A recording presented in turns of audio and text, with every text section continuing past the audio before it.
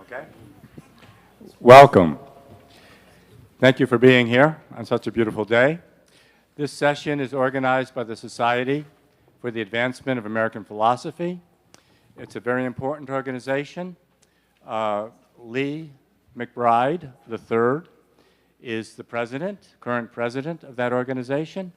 Last year, as you know, Professor Ivo Ibri was awarded the Herbert Snyder Award for Lifelong Achievement given by the Society for the Advancement of American Philosophy.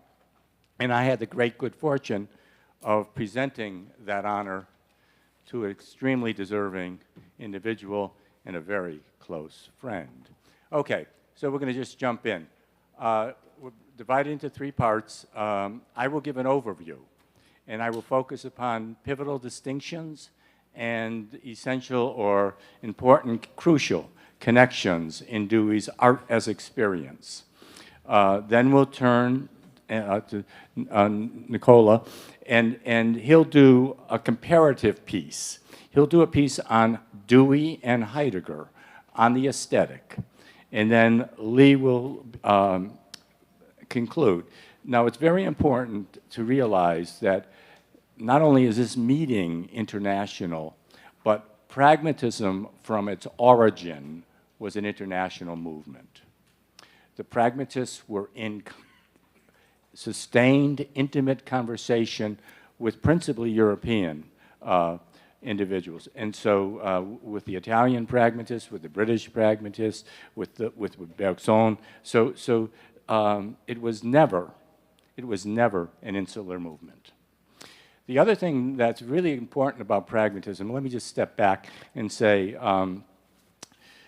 Peirce, as you know, perhaps, graduated from Harvard College in 1859, and John Dewey was born in 1859. And the book that blew up the intellectual world was published in 1859, and that book would be The Origin of Species. And Dewey, 50 years later, wrote an extremely important essay on that book and about that orientation called The Influence of Darwin on Philosophy. Daniel Dennett wrote a book several decades ago called Darwin's Dangerous Idea, and Dennett argued in the book, we're still trying to catch up with Darwin. And the pragmatists knew that the whole game had changed. And so, first point, pre- and post-Darwinian philosophy orientations. And obviously, pragmatism is a post-Darwinian. It's a self-consciously post-Darwinian movement. From Darwin's notebook, Notebook N, there's this wonderful passage, and I won't read it. You can read it. But Darwin there says, mind, the function of a body. So a radical reversal of the dominant tradition of Western philosophy. So we have to rethink everything: humanity, animality, sociality, reflexivity, consciousness, morality in the wake of Darwin. And the pragmatists knew that, and they began as soon as the book hit the stands.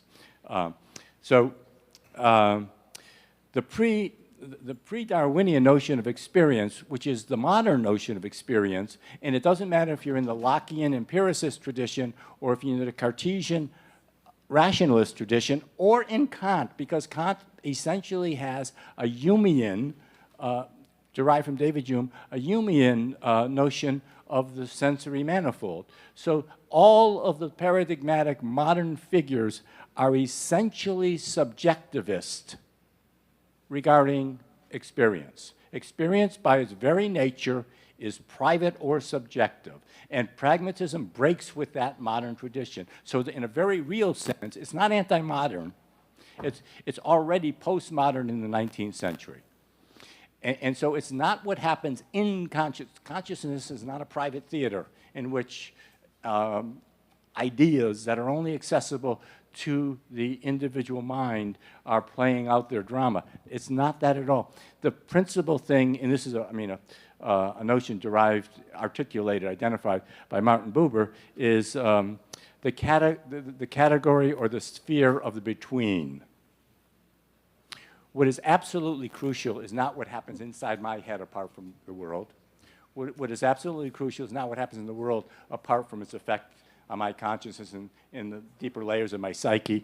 What's absolutely crucial is what happens between an organism and its environment. And that is the simple but radical Deweyan and pragmatist notion of experience.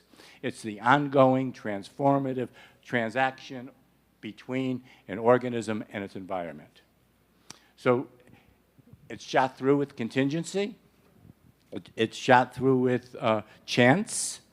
But it's also shot through with intelligibility and a degree of regularity. So can we bring this up a bit? Can we, I want to see the, I don't know what I'm supposed to say. And, oh, okay, great. Where's my guy? Okay.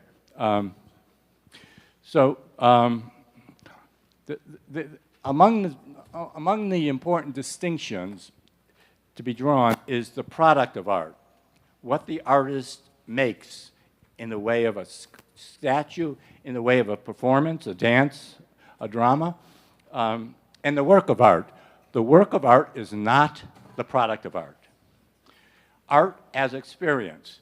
The product, the work of art is how the product is taken up by human beings, and so it's defined essentially in terms of a history of reception, appreciation, criticism, and interpretation. It's not something static, fixed, and antecedently given. Its meaning is historically emergent. That's crucial, right? Dewey and the other pragmatists are historicists to a degree that is insufficiently appreciated. They're not subjectivists, they're not relativists, they are contextualists. There's objectivity in the context of historicity and intersubjectivity. We're not subjectivists, we're not objectivists, we are contextualists, and historical contextualism, as in Marx, allows us a purchase for objectivity. Okay. Very, very simple connection. The aesthetic and the artistic. The artful or the artistic is any performance or production that is rooted in and informed by and guided by aesthetic perception. Take a very simple example, a chef. If the chef follows a recipe and doesn't taste the dish and modify the dish according to the taste, they're not an artist. The chef who's tasting the dish and then adding ingredients and modifying the dish in light of the perception is an artist. There's a dance a painter does. The painter steps back, looks at the canvas from this angle, from that angle, perceives it in light of aesthetic perception, modifies the work in the course of being made. Very simple idea. But a performance or a production that's animated, rooted in, and animated by, and guided by aesthetic perception at every turn, and it's made for the sake of being taken up by others in terms of their own aesthetic perception. So that's important. That's the work of art. It's the facilitation, the deepening, and the widening of our perceptual experience. The work of art is that, right? So he makes a distinction between recognition and perception. I can, in a sense, that needs to be qualified, but unless we can push that to the side. I see Ivo, and I immediately recognize him. And so there is an instantaneous quality to practical recognition.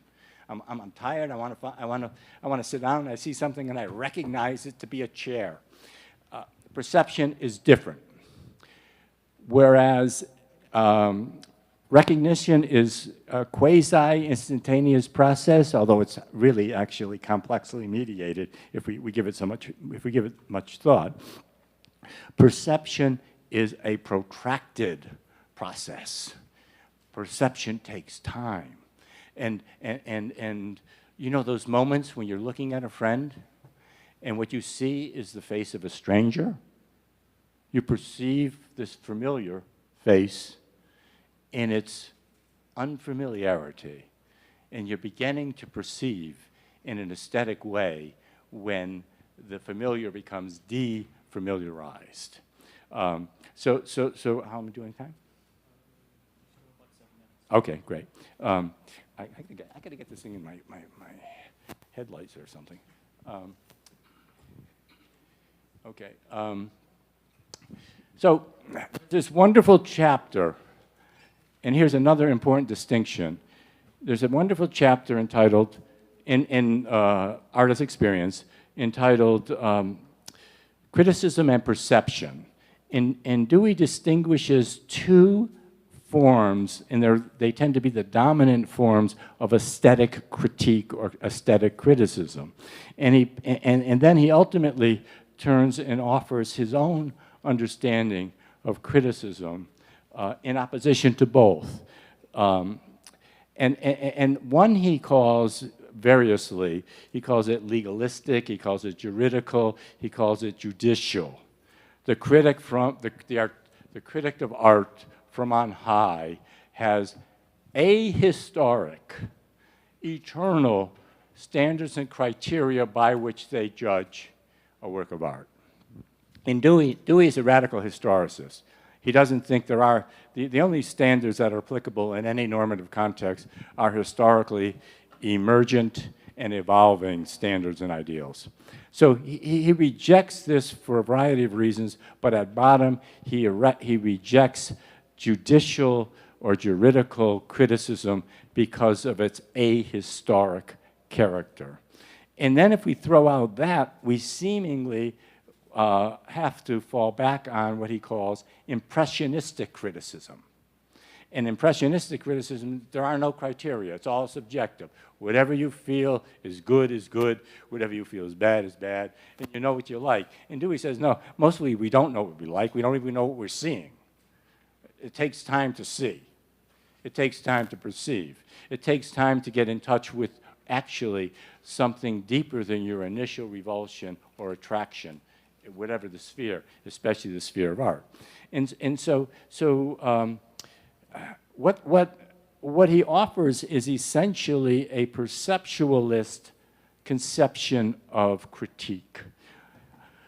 Aesthetic criticism is essentially perceptual. It's not judging the quality of the work so much as it's really good aesthetic criticism sends you back to the painting with new eyes. It helps you to see.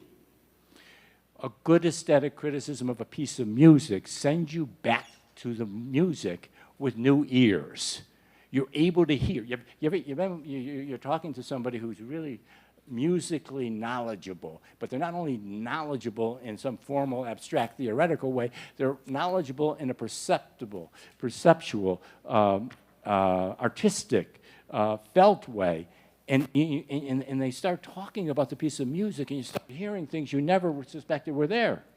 And that's the kind of thing Dewey's talking about when he's talking about perceptual criticism. Criticism that's rooted in and guided by and aims at an ever fuller, deeper perception of the artwork.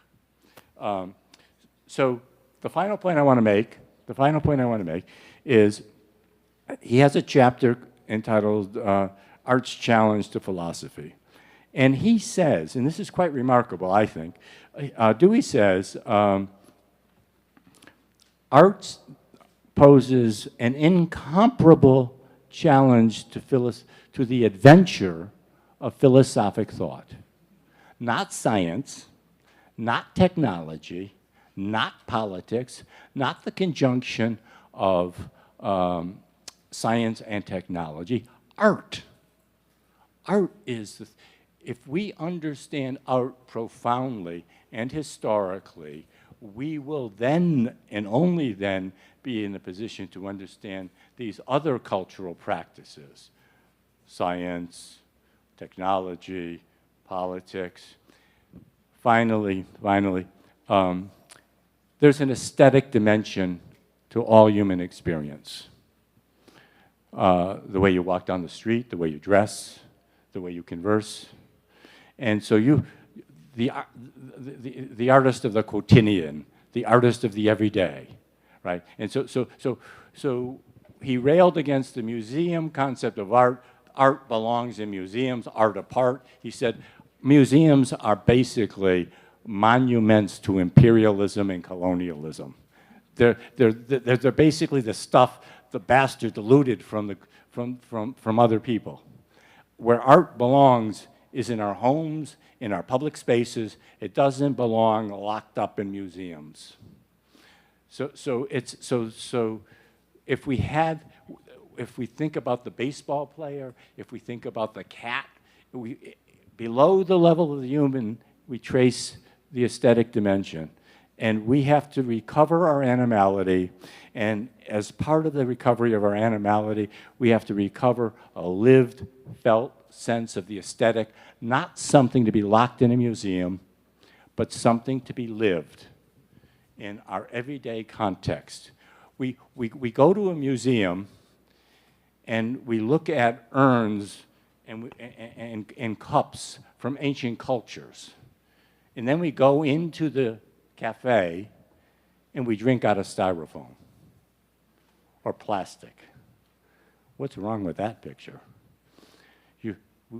The utensils and the tools and the artifacts of everyday life should have a radiant aesthetic quality. And that's part of Dewey's recovery of experience, which was one with the recovery of the aesthetic. Thank you.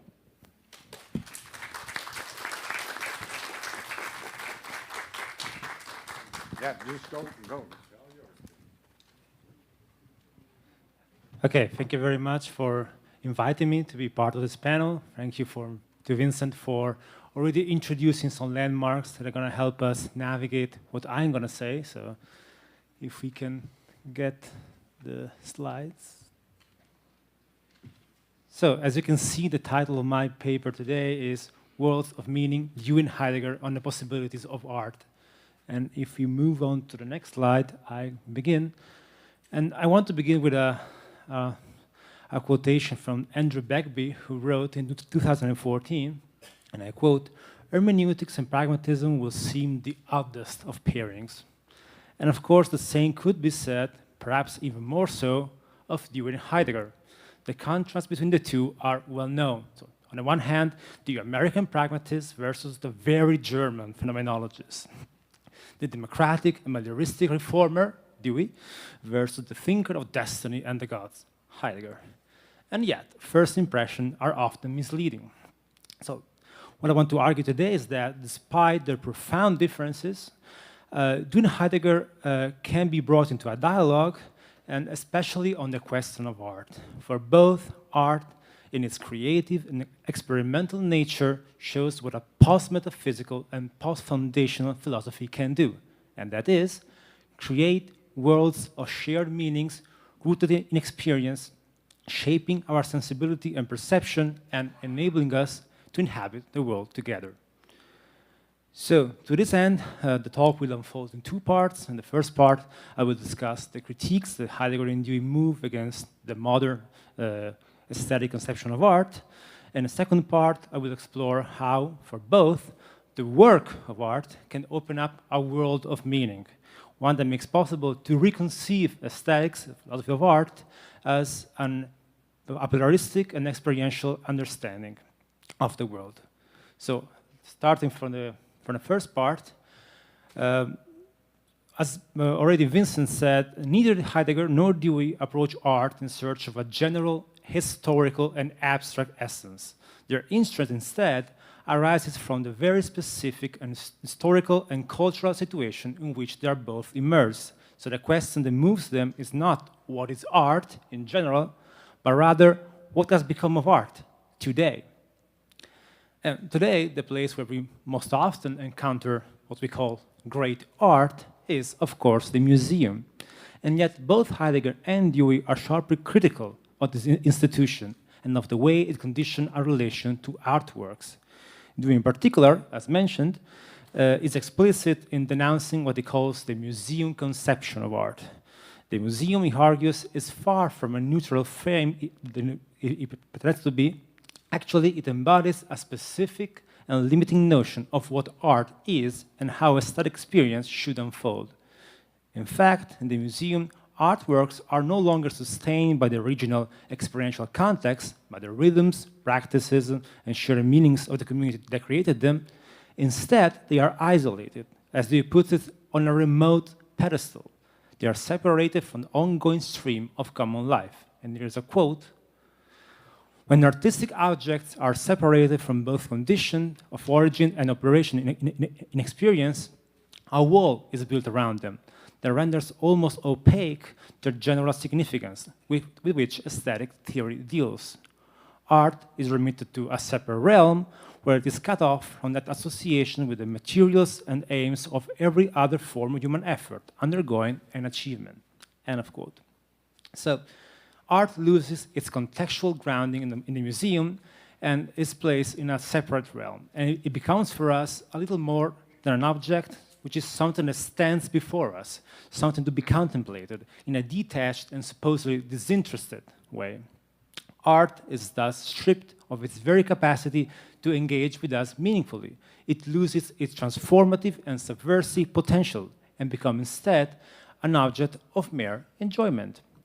This process, as Heidegger teaches us, is in a certain way irrevocable today. And I quote from Heidegger: "The Etienne sculptures in the Munich collection and Sophocles' Antigone in the best critical edition are, as the works they are, torn out of their own essential space. However high their status and power to impress, however well preserved and however certain their interpretation, their relocation in a collection has withdrawn them from their world. Yet, even when we try to cancel or avoid such displacement of the work by, for example, visiting the temple at its site in Paestum or Bamberg Cathedral in its square, the world of the work that stands there has disintegrated." End of quote. So, art, Heidegger tells us, has lost its world. It has lost the web of meanings and experiences of which it once stood at the center.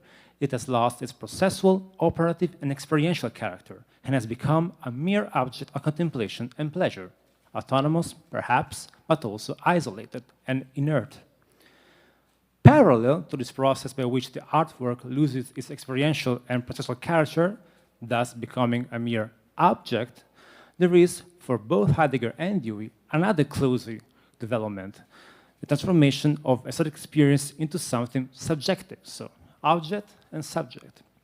As Dewey writes, and I quote, "When objects are isolated from the experience through which they are reached and in which they function, experience itself becomes reduced to the mere process of subjective experiencing." So this aspect becomes even clearer if we think of our present situation.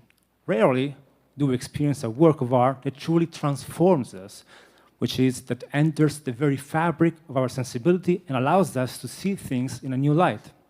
Much more often, art functions for us as a kind of a background. We consume television series on streaming platforms as a way to disconnect, or we listen to music at the gym simply to get in the mood. Even in museum, as you all know it probably, we often find ourselves surrounded by visitors more intent on taking selfies than on engaging with the work before them.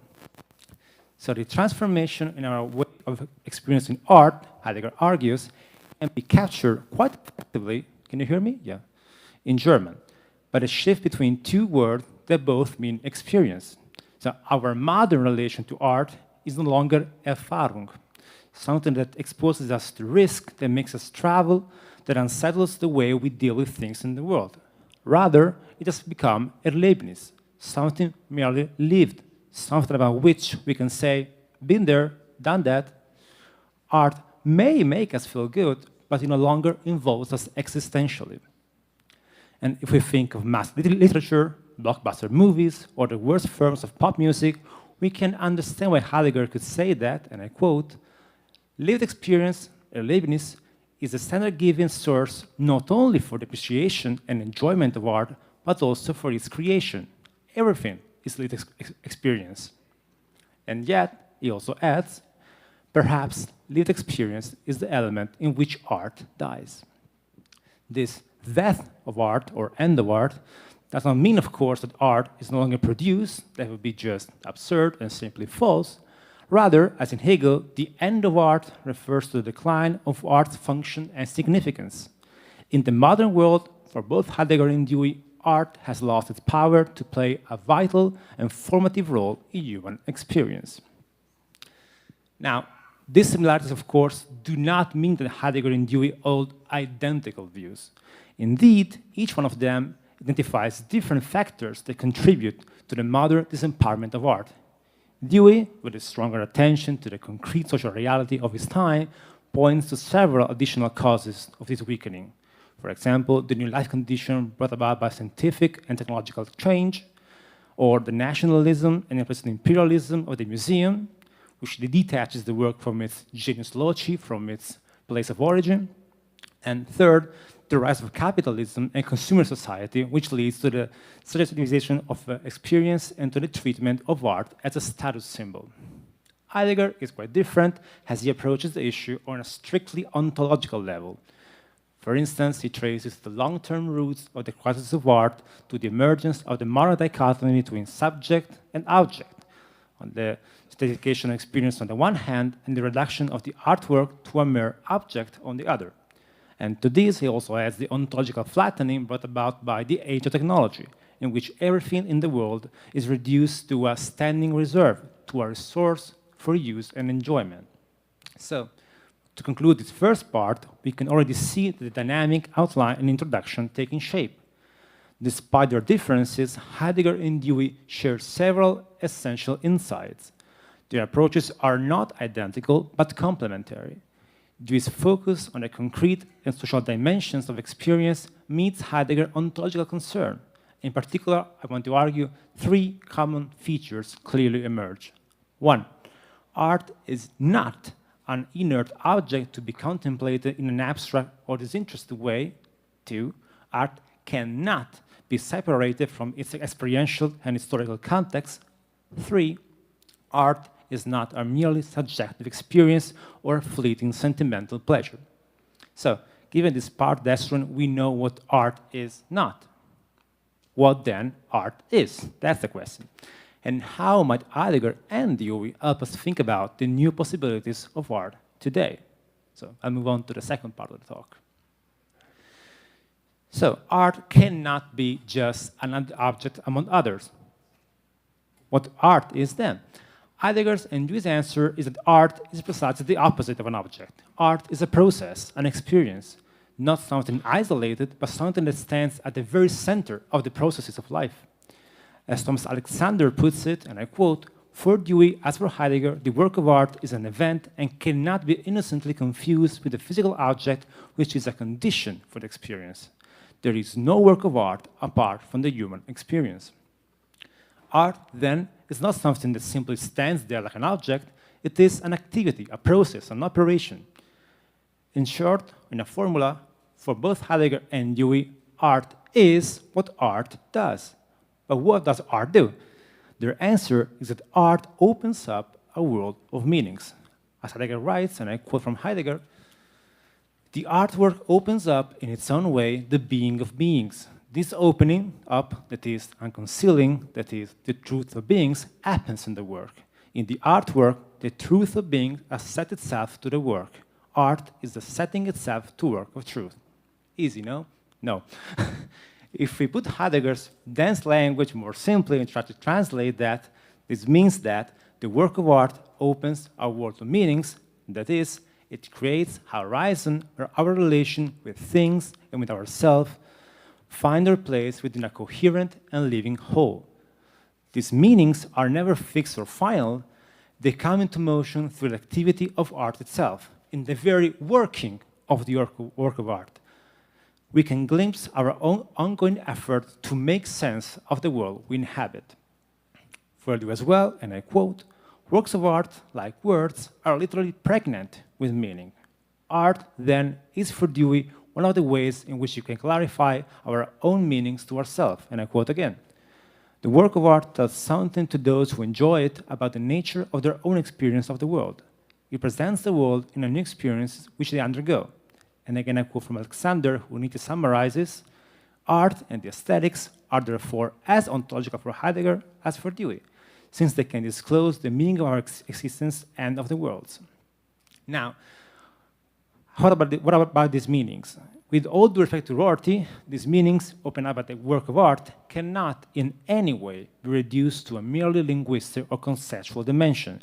On the contrary, they are essentially experiential meanings. They are practices, habits, customs, ways of life, and perception that permeate our everyday existence. This is why Dewey explicitly and repeatedly says that habits are arts.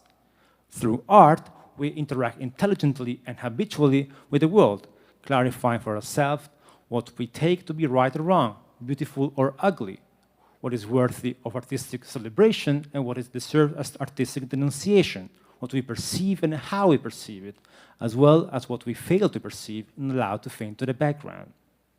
Now, notice that in all these cases, I've used the word we. Indeed, art is neither the product of an artist's arbitrary will, nor something to be privately enjoyed. Heidegger famously says that a work is all the greater the less we feel the individual style of the artist. Dewey, for his part, insists that, and I quote, "the material expressed cannot be private," adding, and I quote again, "that is the state of the madhouse." From here, it follows that art, for both thinkers, is never a solitary act, but a shared one. However, for both Heidegger and Dewey, art is not just intersubjective. Rather, and I quote from Young, "the artwork creates a people." Art, then, is community making. It is communication in the deepest and highest sense. As Dewey puts it, and I quote, "Men associate in many ways, but the only form of association that is truly human is the participation in meanings and goods that is affected by communication. The expressions that constitute art are communication in its pure and undefiled form." End of quote. So, what I said so far may sound a bit abstract, so I want to turn to an example that both Heidegger and Dewey themselves mentioned to illustrate how the work of art can stand at the very center of a community's life, shaping its concrete everyday experience. That is, the Parthenon. The Parthenon stood at the very heart of Athenian life, marking both its space and its time. It was built on the Acropolis. It oriented the city as it was visible from every quarter and from the sea. It was a constant reminder of the God's presence and the unity of the polis. Around the Parthenon unfolded the spaces of everyday life: the agora, where citizens traded, debated, and celebrated; the theaters and gymnasia, where education shaped perception, worldviews, and the body itself; and the Parthenon also set the rhythm of time through rituals and processions, linking individual lives to the collective life of the city.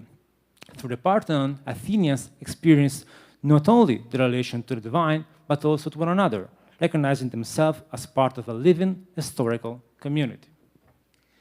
Now, the difference from the modern aesthetic conception of art should be quite clear now.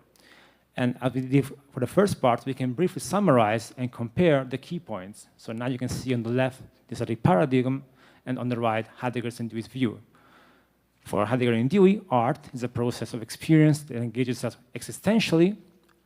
Art creates a world, a contextual and experiential whole in which meanings, practices, and relations take shape. Finally, art is a communal experience through which human beings dwell together in a shared and meaningful world. So, when the artwork truly functions, it creates, for both Heidegger and Dewey, a world of meanings for experience. Yet, experience, as Vincent said, is never fixed once and for all. It is contingent and dynamic. And this same instability shapes the meanings that art brings forth. For both thinkers, unlike in the modern aesthetic paradigm, the work of art is not timeless, but deeply historical. Its experiential meanings are always situated, evolving, and never final. And the reasons for this historicity and instability are admittedly quite different in Dewey and Heidegger. Dewey explains them in naturalistic terms, as rooted in the ever-changing rhythm between a living being and its environment. Heidegger, by contrast, approaches the issue ontologically, describing it as a struggle between the opening of a world and the self-concealment of the earth, and understood the earth as the inexhaustible source and reserve of meaning. So once again, their approaches prove both complementary and convergent. Through the notion of rhythm and struggle, both Heidegger and Dewey seek to understand how the world of meanings opened up by art can emerge, decline, and fade, while also giving rise to new and ever-changing horizons of meaning. To make this more concrete, we can think of the history of art. Yeah, it's the next slide is the else. In the history of art, we have no linear progression, nor neither cumulative advance, but rather a series of ever-renewed attempts to make sense of the world. The Impressionists are neither more nor less true than Picasso, just as Greek art is neither more nor less effective than pop art. Each represents a different way of responding to the changing need for meaning that arises from our ongoing interaction with one another and with the world. To conclude, for real, art is for both Heidegger and Dewey a privileged example and a teacher for rethinking our attempts to make sense of the world, to establish our values and practices, our habits, perception, and sensibilities. These are not efforts to reach a fixed certainty once and for all, nor expression of mere subjectivism, but shared and pluralistic endeavors to create ever-new meanings for ourselves and for things, to open, again and again, new worlds of meaning. Obrigado.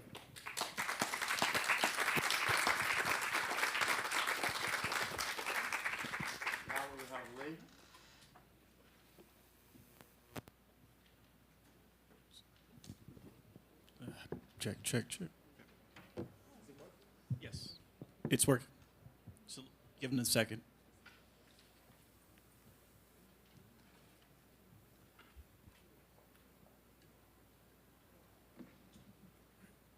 So I am Lee McBride from the United States. I have a slide here just to say sorry. So first, let me apologize for not speaking your language.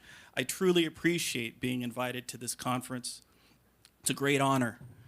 I'm humbled by your generosity, your willingness to listen to my English, and your efforts to speak to me again in English. So thank you. The first section, organic beings and experience. Strikingly, Dewey's art and experience begins with an involved discussion of the live creature. Dewey notes that art and art objects have been distanced from human experience, and so he endeavors to reestablish the continuity between the refined and intensified forms of experience that are works of art and the everyday events, doings, sufferings that are universally recognized to constitute experience. And thus, we must begin, quote, in the raw, in the events and scenes that hold the attentive eye, the ear of man, arousing interest and affording him enjoyment as he looks and listens, end quote. Dewey first points out that at bottom, all living organisms are in constant interaction with an environment. An organism is always already located in an environment of some sort. Organic life takes place in and by means of an environment. Moreover, the interaction between organism and environment goes both ways. That is, organisms act and are acted upon in the world. Life is maintained through the overcoming of these factors of conflict and opposition, through adaptation. To prolong life, an organism must adjust itself. The avoidance of predatory animals and the consumption of edible items are just such adjustments. This ability to adjust and adjust to the environment is vital, for if the gap between organism and the environment is too wide, the creature dies. It is important to note that this analysis begins with living organisms coming to know the world through experience. Lizards, goats, bats, and human beings maneuver and adapt to their environments through sensory experience, feelings and sensations related to sight, smell, touch, taste, and sound. Although we can abstract away from the abundance and vitality of lived experience and construct pristine academic conceptual systems, Dewey wishes to emphasize that knowing and reflective thought arises out of the transactive experiences of live creatures. In this fashion, Dewey advocates an immediate empiricism that ties abstract speculation and logic back to experience. The postulate of immediate empiricism states, if you wish to find out what any philosophic term means, then go to experience and see what it is experienced as. With this emphasis on the experiences of living organisms, Dewey is highlighting several points. First, human beings are organic beings, animals of sort. Second, human beings as organic beings share certain capacities and proclivities with other adaptive living organisms within particular environments. And third, the immediate sensory experience of the living organism is an illuminating touchstone that amplifies the vitality and meaningfulness of our experiences. Next section, art and aesthetic experience. In art as experience, Dewey critiques overly pedantic approaches to art and aesthetics. In academic circles, the study of art and aesthetics tends to narrow to the viewing and analysis of art objects. Art objects are typically taken to be the proper objects for aesthetic judgment, and aesthetic judgment should be rational, disaffected, and universally shared by all competent judges. Thus, art is often conceived as a practice or a field in which proper art objects are set apart from lived experience in galleries and museums, and ideally assessed by disinterested, disengaged judges. Notice, by this light, neither the delicious bowl of soup nor the fleeting glance of one's bodily comportment would qualify as a proper art object. Our needs and desires render many of these experiences instrumental and fleeting. Our proclivities to tastes, textures, and objects of affection render them too subjective. And thus, countless items, events, and experiences are excluded from scholarly aesthetic judgment. That is, countless experiences fail to be proper art objects for bearers of aesthetic qualities. But Dewey's account of aesthetic experiences redirects our focus to the aesthetic experience, paying close attention to context and concrete situation. Dewey suggests that we shift the discourse to the ways in which aesthetic experiences are had by embodied and culturated human beings. He suggests that we open the discourse to a continuum of aesthetic quality, from the common to the heightened consummatory experience. This invites consideration of numerous experiences within the philosophy of art and aesthetics. This approach allows us to recognize that eating a bowl of soup can elicit a consummatory experience. It allows us to recognize the aesthetic experience in the ballet of the street, the news of the boat, the glance of the eye, the form and the gait of the body. That's Emerson. The study of art and aesthetics then extends beyond the museum and the university classroom. Next section, poets and poetic impressions.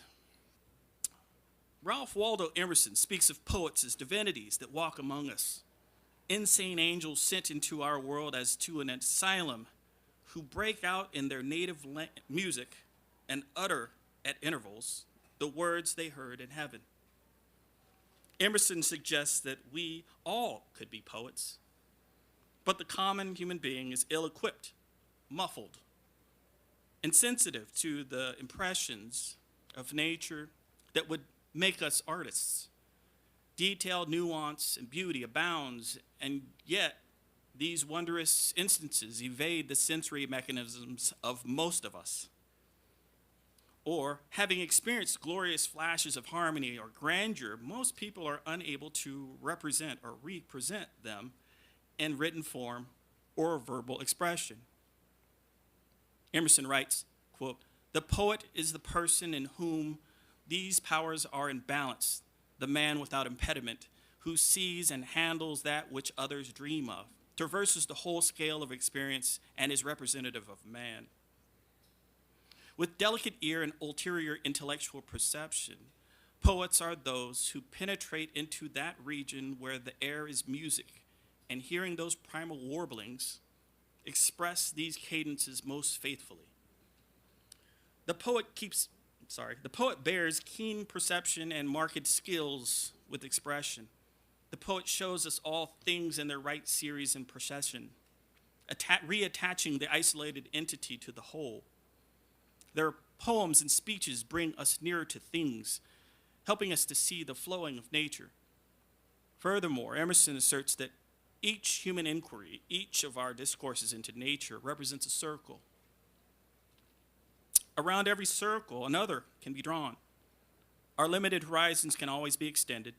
That which stands as systematic treatise, rational argumentation, or logical justification in this epoch can be unsettled and exceeded. Here, creative and poetic expression is significant. Creative art represents a point outside our present circle through which a new circle can be etched. Art and well-patterned language affords us a platform from which to draw a broader circle. Hence, we value the poet who, full of daring thought and action, smites and arouses with captivating tones and breaks up our intuitions and habitual modes of conduct, opening new avenues, revealing new possibilities. We love the poet, the inventor, who, in any form, whether in song or graceful comportment, has yielded us a new thought. The poet unlocks our chains and admits us to a new scene. Margaret Fuller's Summer on the Lakes in 1843 offers an account of an excursion into the frontier lands around the Great Lakes. The book offers an interesting mix of travelogue, nature writing, literary and philosophical reflection, and what she calls a poetic sensibility. Fuller describes the book as an attempt to communicate the poetic impression of the country at large. As a transcendentalist, Fuller is committed to the notion that there is an all-encompassing spirit, an oversoul that envelops all living beings. Fuller maintains that we can learn about the divine fountain that gives life to us all by learning more about nature and natural organisms. An excursion into the wilderness, then, is an opportunity to meet with great insight and hitherto unknown knowledge, scientific and religious revelation. The prairie, the waterlands, the common life among the rugged frontiersmen and the indigenous peoples presents what she calls an unwritten poetry.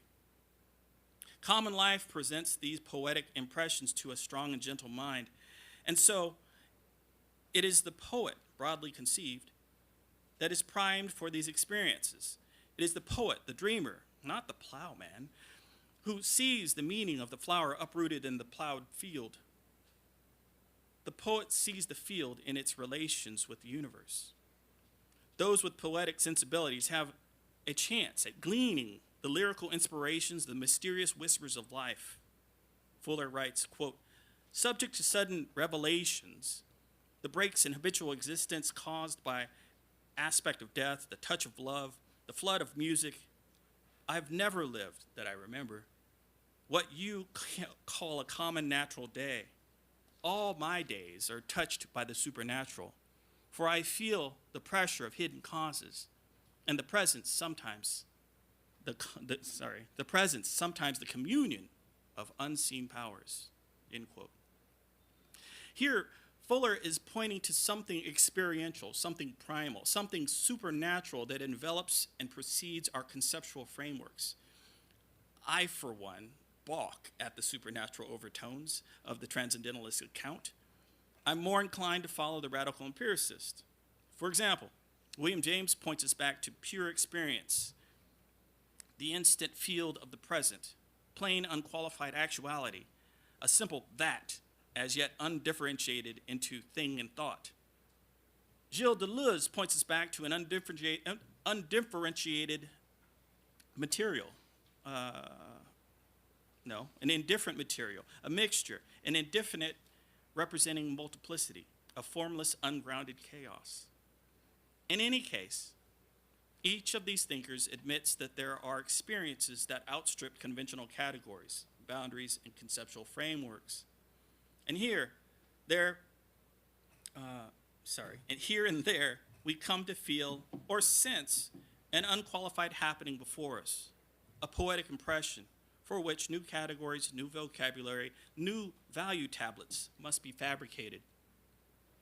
Fuller writes, "There is a language of I and motion which cannot be put into words, and which teaches us what words can never." Okay. All right. Gotcha. All right. So in the rest of this paper, I reference folks who talk more about these experiences, these immersive, experiential, sensory experiences. And so one of them is Carolyn Pedwell. There's a new book called Revolutionary Routines. I reference Tanella Boney. She's a philosopher and poet, and she talks more about, like, as a poet, what she does and how poetry actually affects us. So I'm going to skip to returning to the immediacy of living creatures. So if you can move, returning to the immediacy, yeah. Yes, thank you. When discussing the role of poets, Dewey quotes Robert Browning at length, quote, "Then is the imperative call for the appearance of another sort of poet, who shall at once replace this intellectual rumination of food swallowed long ago by a supply of fresh and living swathe, getting at new substance by breaking up the assumed wholes into parts of independent and unclassified value, careless of the unknown laws for recombining them. It will be the business of yet another poet to suggest these hereafter. Prodigal of objects for men's outer and not inner sight, shaping for their uses a new and different creation from the last, which it displaces by the right of life over death, to endure till, in the inevitable process, its very sufficiency to itself shall require at length an exposition of its affinity to something higher, when the positive yet conflicting facts shall again precipitate themselves under a harmonizing law." That's a long quote, okay. If I interpret this correctly, Dewey is suggesting that poets help us to break up that which is settled and commonplace, to move away from the overworked concepts and values of previous generations. From time to time, these poets must arise and get at the new, more vibrant substance. These poets allow us to see new distinctions, new relations, previously unnoticed nuance. Poets offer us new depictions of complex contexts and interactions, all of which are reflective of a lived experience here and now. This, I hope, gestures back to where we began. Dewey writes, quote, "The arts of science, of politics, of history, and of painting and poetry all have finally the same material, that which is constituted by the interaction of the live creature with his surroundings. Art and aesthetic experiences are located in the interactions of the live creature and its surroundings." Furthermore, Dewey writes, quote, "To grasp the source of aesthetic experience, it is therefore necessary to recourse to animal life below the human scale. The activities of the fox, the dog, the thrush may at least stand as reminders and symbols of that unity of experience which we so fractionalize when work is labor and thought withdraws us from the world, end quote.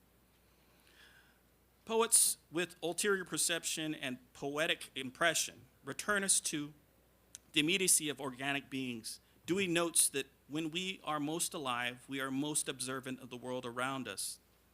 In this state of immediacy, we are most taught with vitality, like the fox and the thrush. And thus, I am here suggesting that poets, artists, and creative types return us back to a glimpse of immediate experience. Their lyricism, their cadences, their flashes of beauty offer several things: reanimating feelings and sensibilities, reorienting of commitments, new variables and conceptual possibilities, tools with which to mount criticism or alter our conceptual frameworks, tools with which to imagine a better world. Thank you.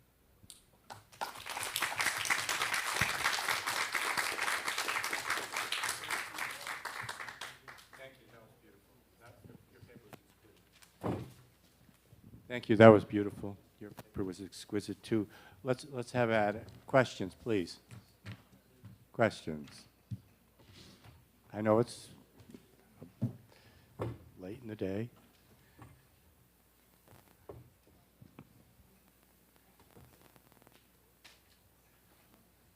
Anybody?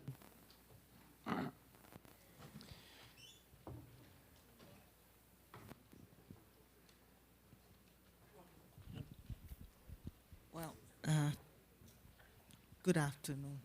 Good Thank you afternoon. very much for your presentations. Wonderful afternoon we are having here. There is some subject that Professor Colapetro brought, and then you both also brought in some way, that I think it's very dear for me, is the fact that the museum blocks our experience. So a question that I would put to you, as someone that I agree with you. I always says that in my lectures too. And this week we were discussing this with my students. And I have a lot of students that works in the museums. And that's a huge problem, because in sometimes the mediations and the education programs in the museum, I thought, would make can make this worse, because there is someone telling you how you have to experience something that is out of the environment. So I ask you, how could we solve some? I know that's a tricky question, but how do you think we can solve that? Because Dewey and Heidegger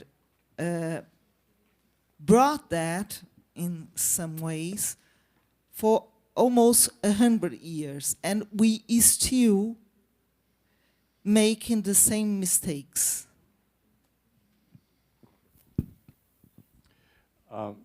I think the museum is being presently reimagined in really quite creative ways. It's reimagined as a space in which unanticipated, novel forms of reimagining, it's a meta reimagining. It's a reimagining of a space in which reimagining can take place. So the folks who are going into museum studies now, I think, are carrying forward, against opposition, to be sure, against big money as always, but I think they are actually reconceiving the museum along experiential lines, one thing we don't think enough about is school architecture. And every school should have a museum. And every school should be a laboratory. And every school should be an archive at any level. And so it's not, and every school should have high ceilings. and big windows. So I think we're reimagining against a difficult tide, though. So museum studies, it's one of the places. It's like cultural geography. I'm getting hope from places like there. I mean, from museum studies in cultural geography. Yeah, so I'm not anti-museum in any way. I think what we're responding to in Dewey's case was there was a sense of high art and craft. And if you wanted to find art, you had to go to a museum. And I think the idea is that there has to be a continuity. So even in your own daily life, you can do artful things. You can pay attention to art. You can have art aesthetic experiences. But I also, this semester, I sent my students in a philosophy course to the art museum. They had an exhibit about corn, and they were talking about decolonial things. And the students actually came back with a whole lot. They had a great experience. And so I think they can be instructive and helpful. It's how you use them. And I would think you have to think outside of the classroom, outside of the museum as well.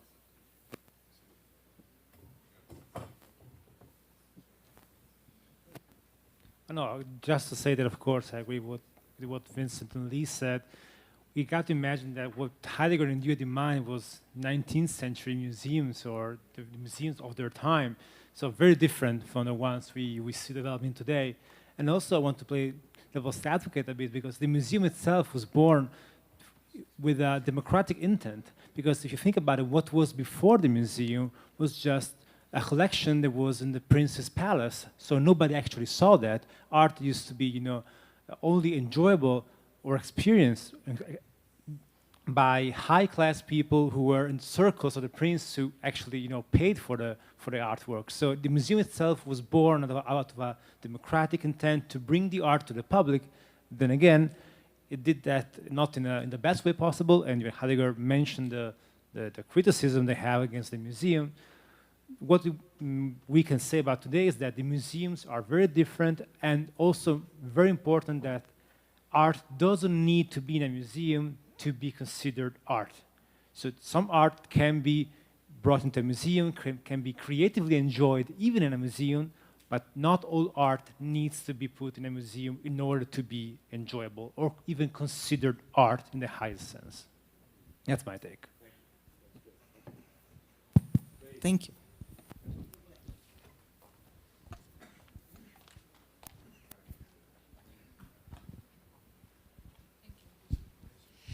Thank you for the beautiful talks. Nicola, why Heidegger? Is Heidegger quoting Dewey in some work? I don't know. I would like to explain why you choose him.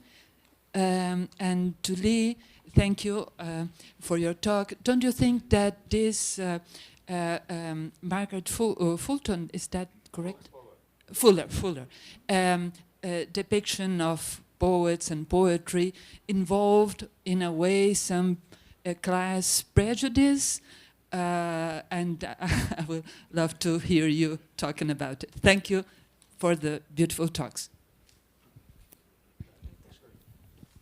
Why Heidegger? Good question. No, of course, what brings Heidegger and Dewey together first and foremost is their postmodernism, or more precisely, their anti-foundationalism or anti-metaphysician approach. And Rorty, of course, is the one who brought them together first, and he has a point there. Hermeneutics and pragmatism have something in common, and the core of that is the critique of modern philosophy and its fixation for a quest for certainty, to mention Dewey, or the search for a ground. So that's why Heidegger. Of course, Rorty also mentioned Gadamer, for example, who is another candidate, so to speak. But what I think Heidegger does better than Gadamer is that Gadamer still remains constricted in a very linguistic understanding of art. And Heidegger has more of an experiential understanding. So the meanings that the art opens up for Gadamer are still strictly linguistic, whereas Heidegger helps us recover that experiential dimension that stands below, conceptual interpretation. So that's why. Yeah.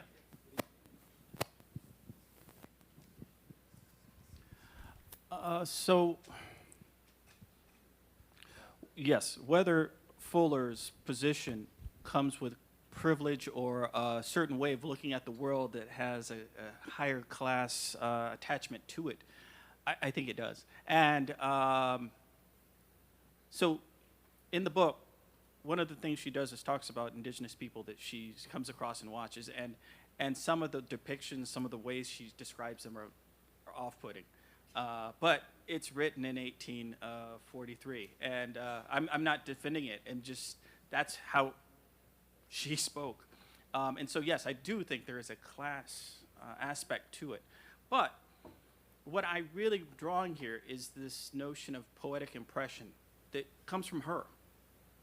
And you go out into nature, and you can have these experiences.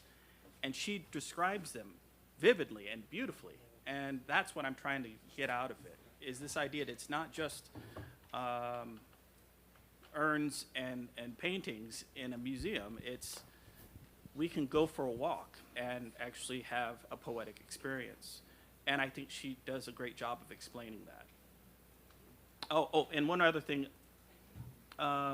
If you're reading Dewey closely, he makes really bad stuff, mentions about savages too, in art and experiences. And jazz. So yes, but she's really a fascinating figure. She dies in a storm. They could see the coast with her infant son and her husband. She's coming back from Italy, where she was fighting with Garibaldi. So she's yes, she has some class prejudices, but she's a really interesting woman. I'm sorry. Language is the house of being.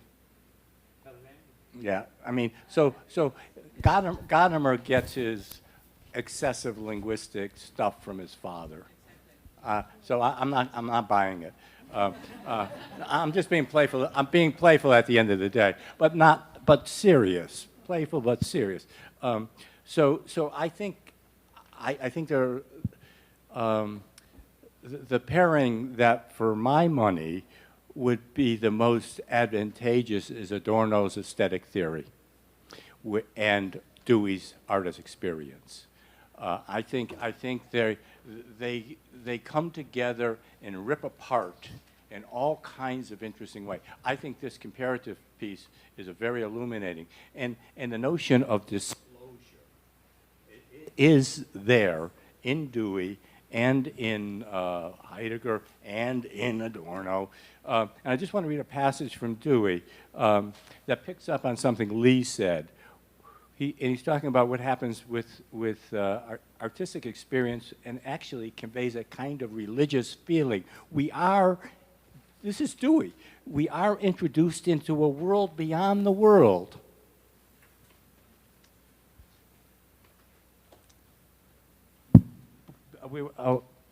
Which is nonetheless the deeper reality of the world in which we live in our ordinary experience. It seems to me that's one of the deep divides. There's a transcendence of our world, but it's a transcendence of our world in our world for Dewey and for Adorno. And for other figures, such as seemingly Fuller, the transcendence is not merely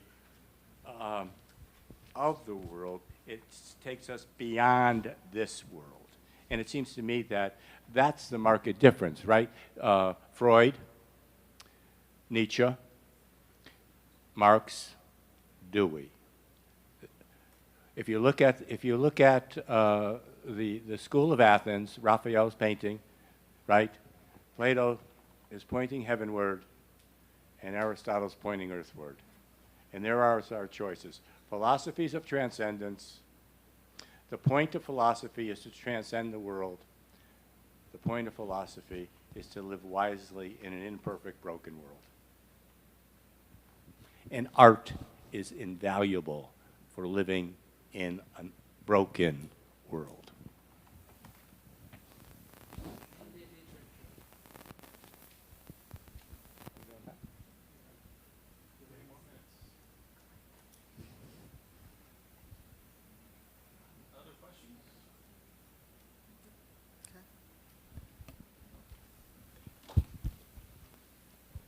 Congratulations for this excellent panel, excellent, very inspiring panel. I would like to hear from you, you three, maybe. How do we consider art experience in the sense of enjoying qualities, enjoying something that has no authority, has no secondness in the sense of birth, and how this experience is considered different from another side, or another face of art experience in the sense of a tragedy, like mostly operas brings to us.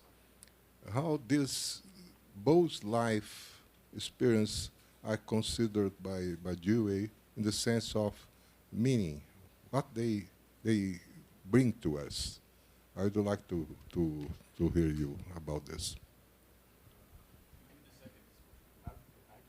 Okay.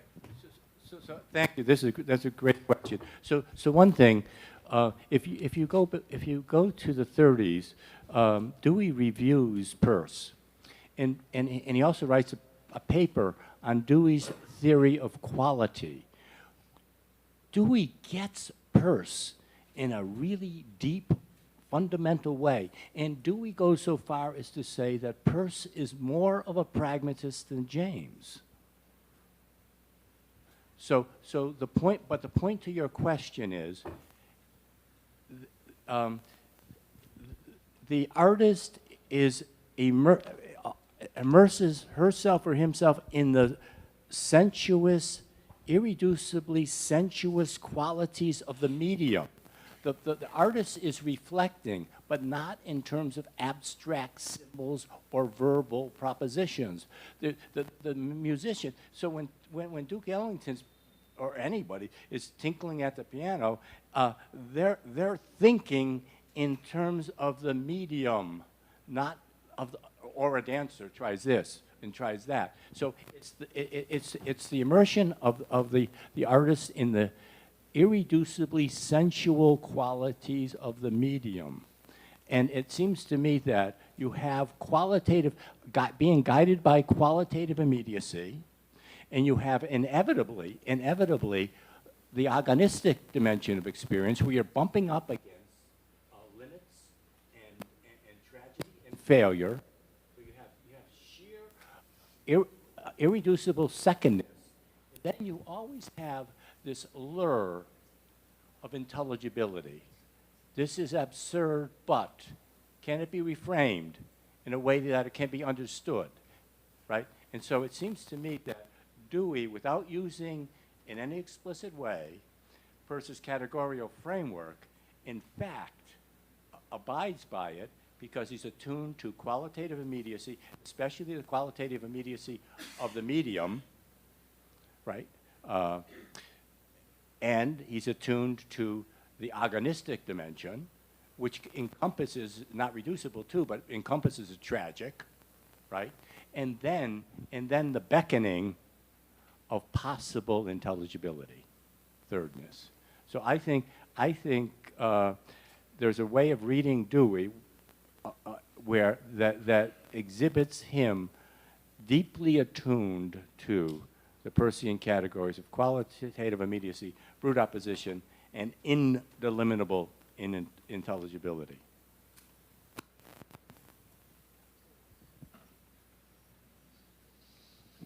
Are we out of time? Thank you for your time and attention. It's been wonderful. And you guys, you were great. Both of you, I'm sorry I rushed you.